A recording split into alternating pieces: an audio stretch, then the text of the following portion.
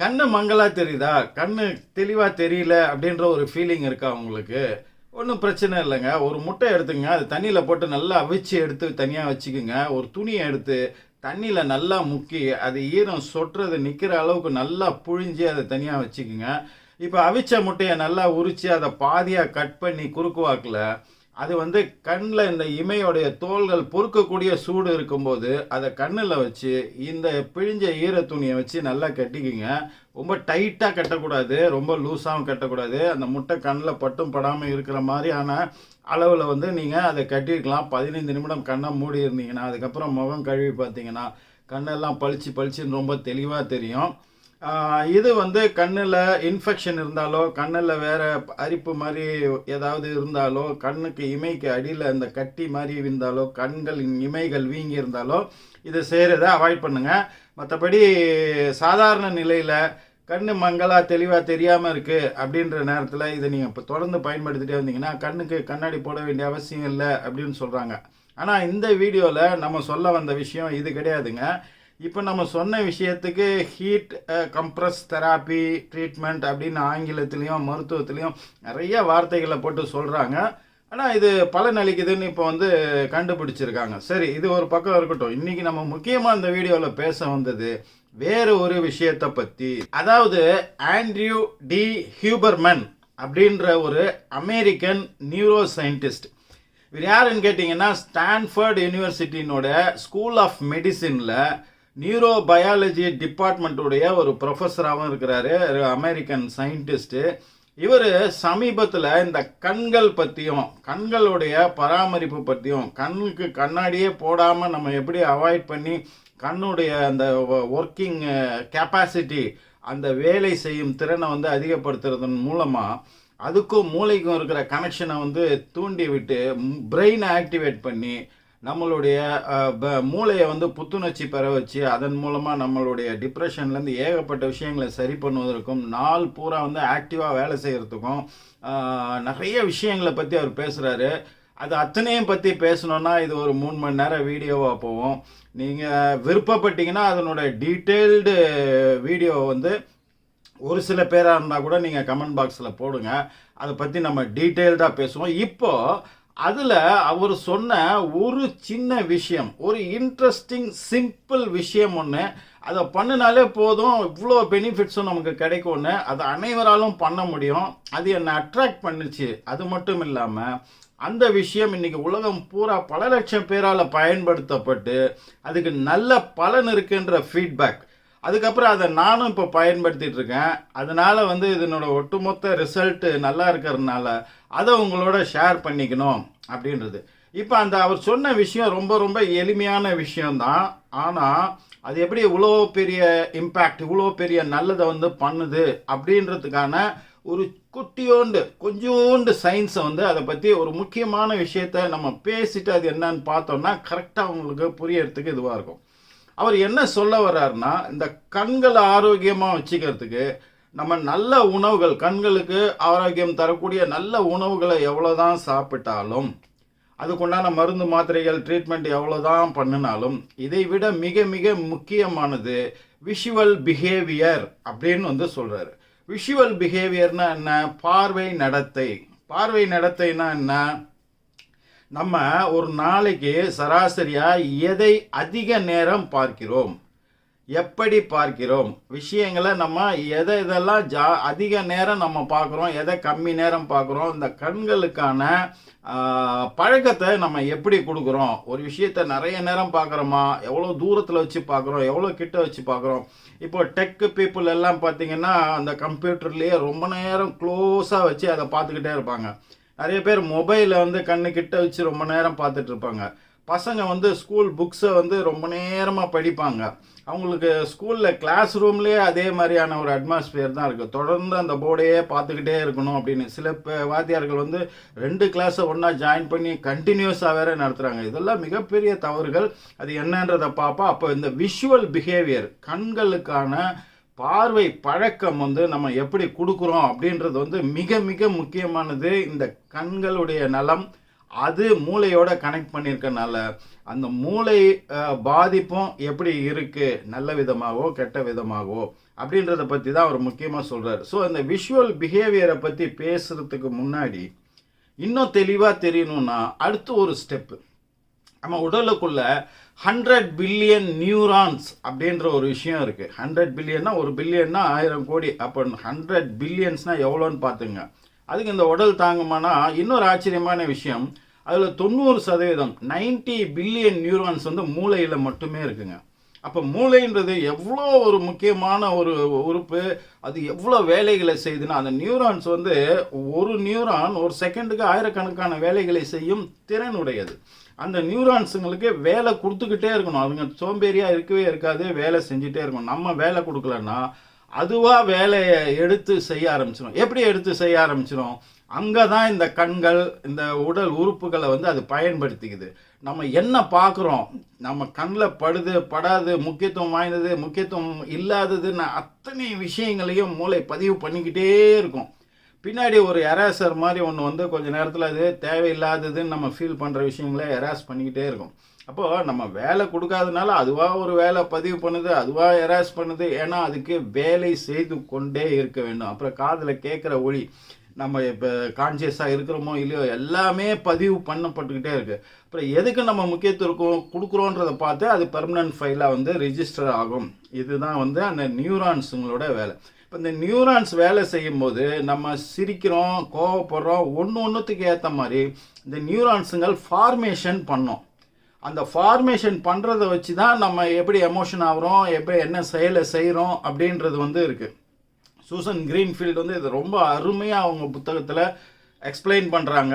இராணுவ அணிவகுப்பு மாதிரி அந்த காலத்தில் வந்து அந்த கருட வியூகம், பாம்பு வியூகம், சக்கர வியூகம் அப்படிலாம் வியூகம் போட்டு மிலிட்ரியில் வந்து அவங்க படை வீரர்கள் படையை வந்து வழி நடத்துனாங்க இல்லையா, அந்த மாதிரி இது மூளைக்கு தகவல் சொல்கிறதுக்கு முன்னாடி இந்த ஃபார்மேஷனை வந்து பண்ணும். அது ஒவ்வொருத்தருக்கும் ஒவ்வொரு மாதிரி மாறும்.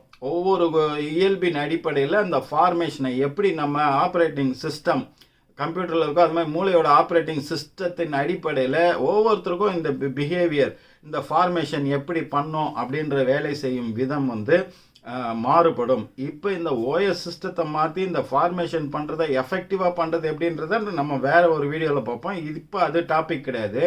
ஆனால் ஒரு ரித்தமிக்காக இது பண்ணுறத வந்து சில விஷயங்கள் வந்து கெடுக்கும்போது அதனுடைய விளைவுகள், பக்க விளைவுகள் நமக்கு தலைவலியாகவோ இல்லை வேறு விதமாகவோ பார்வை கோளாறுகளாகவோ நமக்கு வந்து முடியுது.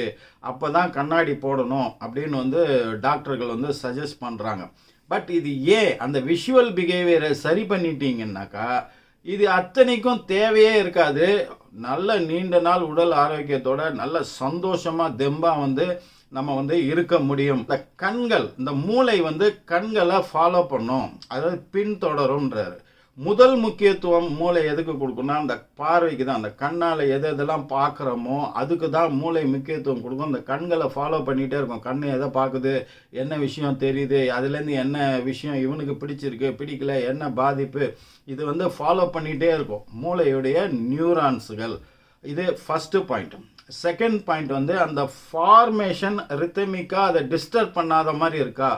அப்போ கண்ணுடைய அந்த எக்ஸ்ட்ரா அக்யுலர் மசில்ஸ் மூமெண்ட்லேருந்து இந்த கண்ணுடைய லென்ஸ் ஏரியா அப்படின்னு ஒன்று இருக்கு இல்லையா, அந்த லென்ஸ் ஏரியா வந்து மூமெண்ட்லேயே இருக்கணும். அதுதான் அதுக்கு பிடிச்சிருக்கும். அது வந்து ஒரு எலாஸ்டிசிட்டி தன்மை. அப்போது ஒரு எலாஸ்டிக் ரப்பர் பேண்டை எடுத்து நம்ம எந்த பக்கம் விரிச்சாலும் அது விரிஞ்சு சுருங்கி அந்த தன்மையோடு இருக்கு இல்லையா. இந்த கண்ணுடைய லென்ஸ் ஏரியா அந்த தன்மையுடையது, எலாஸ்டிசிட்டி தன்மையுடையது. அப்போ அந்த தன்மையை மெயின்டைன் பண்ணக்கூடிய வேலைகளை கண்ணுக்கு கொடுத்துக்கிட்டே இருக்கணும். அப்படின்னா என்ன, அது சுருங்கி விரியக்கூடிய விஷயம், அது வந்து நீண்ட தூரத்தை பார்க்கறது, குறுகிய தூரத்தை பார்க்கறது.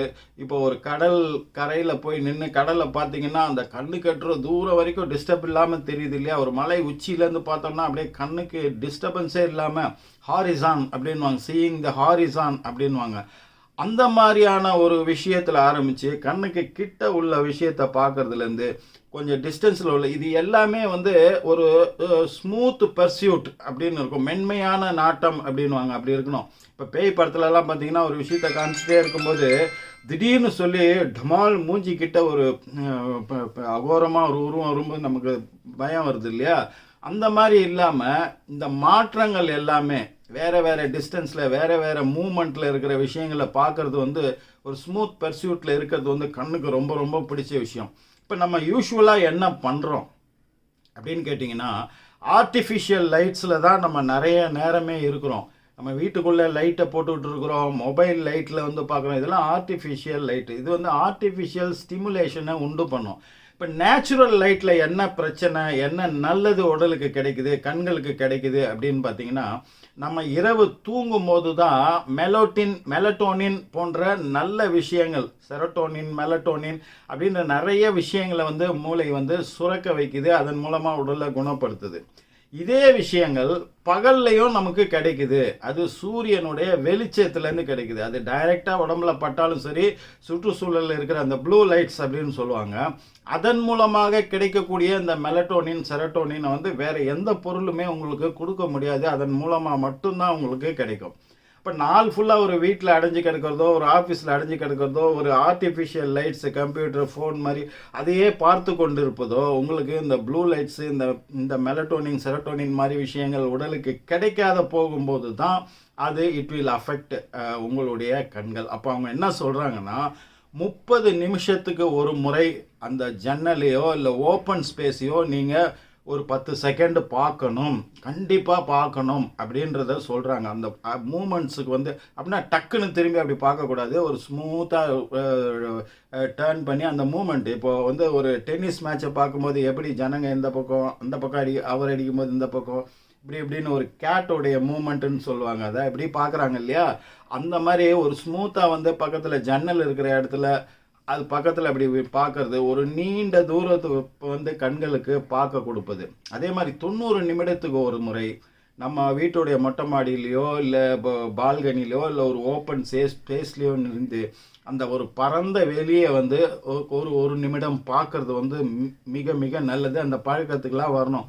இதெல்லாம் சொல்கிறாங்க. அப்புறம் ஆர்டிஃபிஷியல் லைட்ஸில் வந்து ரொம்ப நேரம் இருக்கிறத வந்து நீங்கள் அவாய்ட் பண்ணணும். ஆனால் இன்றைக்கி ஒர்க்கிங் சூழலில் அதெல்லாம் நம்ம அவாய்ட் பண்ண முடியாதுன்றனால ஸோ இப்போ இவ்வளோ விஷயம் போதும் நமக்கு. இப்போ கண்களுக்கு ஒரு மூமெண்ட்ஸ் கொடுக்கணும், ஒரு ஸ்மூத் பெர்சியூட்டில் அது இருக்கணும். அந்த அளவுக்கு நீங்கள் புரிஞ்சுக்கிட்டீங்கன்னா போதும். இப்போ அவர் சொன்ன விஷயத்துக்கு வருவோம். இதுக்கு வந்து ரொம்ப ரொம்ப சிம்பிளாக அவர் வந்து ஒரு டெக்னிக்கை வந்து சொல்கிறாரு. இப்போ அவர் சொல்கிற விஷயத்துக்கு வந்து நம்ம வருவோம். அவர் என்ன சொல்கிறாருன்னா, இந்த மாதிரியான ஒரு பேனாவோ பென்சிலோ எது உங்களுக்கு கிடைக்குதோ இதை வந்து எடுத்துக்குங்க. இதோடைய மேல் பகுதி அந்த டிப்பை வந்து நம்ம கான்சன்ட்ரேட் பண்ண போகிறோம். இதை வந்து என்ன செய்யணும்னு சொல்கிறாருன்னா, கண்களுக்கு மிக நெருக்கமாக வந்து அதை வச்சுட்டு அந்த கார்னர் பகுதியை பார்க்கும்போது ஐ கொஞ்சம் ஸ்ட்ரெயின் ஆக ஆரம்பிக்கிற அளவுக்கான தூரம். அதுக்கப்புறம் வந்து அதை கொஞ்சம் கொஞ்சமாக ஸ்மூத்தாக வந்து அதை வந்து ஒரு டிஸ்டன்ஸுக்கு கொண்டு போகணும் அப்படின்றார்.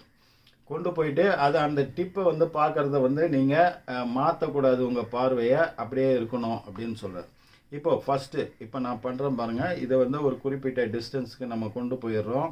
அதுக்கப்புறம் குறிப்பிட்ட எந்த இடத்துல ஸ்டார்ட் பண்ணோமோ இது தொடர்ந்து எவ்வளோ நேரம் முடியுமோ ஒரு 5 to 10 டைம்ஸ் வந்து நம்ம இதை பண்ணலாம். அதுக்கு அடுத்தது வந்து இதை வந்து லெஃப்டில் அப்படி கொண்டு போங்க. அதுக்கப்புறம் ஸ்மூத்தாக இது எதையுமே ஃபாஸ்ட்டாக பண்ணக்கூடாது. அதுக்கப்புறம் ரைட்டில் கொண்டு போங்க. அதுக்கப்புறம் சென்டருக்கு வந்துட்டு மேலே கொண்டு போங்க. அப்புறம் கீழே கொண்டு போங்க. அதுக்கடுத்து சென்டருக்கு வந்துட்டு இதை டயகனலாக குறுக்க வாட்டில் இந்த சைடு குறுக்கு வாட்டிலையும் அதே மாதிரி சென்டருக்கு வந்துட்டு இந்த சைடு குறுக்கு வாட்டிலையும் இது 5 முறை பண்ணுறீங்கன்னா இது ஒரு ஆக்ஷனையும் 5 முறை பண்ணணும். அதுக்கப்புறம் இதை திரும்பவும் கிட்ட வந்துட்டு திரும்பவும் தூரம் போயிட்டு அதுக்கப்புறம் தான் முக்கியமான வேலை ஒன்று செய்ய சொல்கிறார். இதுக்கு வந்து என்ன பண்ணணும்னா ஒரு சர்க்குலர் மோஷன் வந்து கொடுக்க சொல்கிறாரு. ஆன்டி கிளாக் வைஸ், அதுக்கடுத்து கிளாக் வைஸ், அதுக்கப்புறம் இது 5 முறை, அதுக்கப்புறம் வந்து இது. ஸோ இந்த சர்க்குலர் மோஷன் கொடுத்துட்டிங்களா? அதுக்கப்புறம் சென்டருக்கு வந்துட்டு இப்போ இதை ஒரு இன்ஃபினிட்டினா தெரியும் இல்லையா? 8 வந்து திருப்பி போட்ட மாதிரி ஒரு இது அந்த இன்ஃபினிட்டியை இதில் காற்றுல இப்படி வரையும் போதே இதை வந்து ஃபாலோ பண்ணணும். இதுதான் ரொம்ப ரொம்ப முக்கியம். இந்த இன்ஃபினிட்டி மூமெண்ட் வந்து கண்களுக்கு ரொம்ப ரொம்ப பிடிச்ச விஷயம். நம்ம சொல்கிற அத்தனை விஷயத்தையும் இது பண்ணுது அப்படின்னு சொல்கிறாங்க. இதை வந்து கொஞ்சம் டிஸ்டன்ஸு அந்த ஃபோக்கல் லெங்க்த்து கரெக்டாக அதை பார்க்கக்கூடிய ஏரியாவில் வேறு டிஸ்டன்ஸில் வச்சு நம்ம இந்த இன்ஃபினிட்டி அப்படின்றத வந்து காற்றுல வந்து நம்ம போடணும். கொஞ்சம் பெரிய இன்ஃபினிட்டியாக கூட போட்டுக்கலாம். அப்போ கண்களுக்கு நல்ல மூமெண்ட், ஃபஸ்ட்டு சின்னதாக ஆரம்பித்து அதுக்கப்புறம் க்ளோசர், அதுக்கப்புறம் லாங்கர். ஸோ இதை எவ்வளோ நேரம் பண்ணலான்னா எவ்வளோ நேரம் முடியுமோ அவ்வளோ நேரம் நீங்கள் பண்ணலாம். அதுக்கப்புறம் நல்லா முகத்தை கழுவிட்டு நீங்கள் இருந்தீங்கன்னா ஒரு நாளைக்கு ஒரு முறை இதை பண்ணிங்கன்னா அவர் சொல்கிறாரு ஒரு 3 monthஸில் அப்புறம் உங்களுக்கு கண்கள் மூளை எல்லாமே வேறு மாதிரி செட்டப்பில் ரொம்ப புத்துணர்ச்சியோடு இருக்கும். லைஃப் லாங் நீங்கள் கண்ணாடி போட வேண்டிய அவசியமே உங்களுக்கு வராது. படிக்கிற மாணவர்கள் கண்டிப்பாக இதை வந்து பண்ணணும். ஆஃபீஸில் வேலை செய்கிற இந்த டெக் பீப்புள் கண்டிப்பாக பண்ணணும். ஃபோனை பார்க்கக்கூடிய லேடிஸ், பெண்கள், ஆண்கள் இவங்க அத்தனை பேரும் இதை கண்டிப்பாக வந்து ஒரு நாளைக்கு ஒரு முறையாவது பண்ணும். சரி, இப்போ டக்குன்னு பண்ணுறதுக்கு பேனா பென்சில் கிடைக்கலன்னா கூட ஒன்றும் பிரச்சனை இல்லை.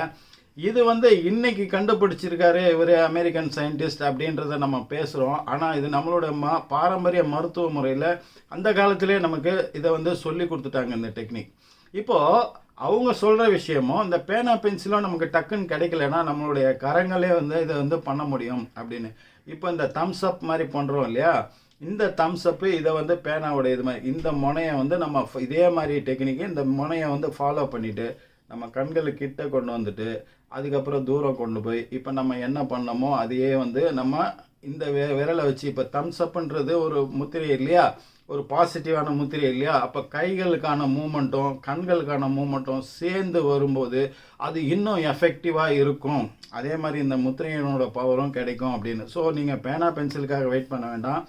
தம்ஸ் அப் நம்ம இன்னையிலேருந்து இப்போத்துலேருந்து நான் இதை செஞ்சிட்ருக்கேன், நீங்களும் இதை செய்யுங்க. இதுக்கு பின்னாடி உள்ள சயின்ஸை நான் பெருசாக பேசணும்னு நீங்கள் விருப்பப்பட்டீங்கன்னா நீங்கள் கமெண்ட் பாக்ஸில் போடுங்க. அதை பற்றி ஒரு நீண்ட அவர் சொன்ன டோட்டல் விஷயம், ஆச்சரியமான விஷயங்கள், பல விஷயங்கள் சொல்லியிருக்காரு.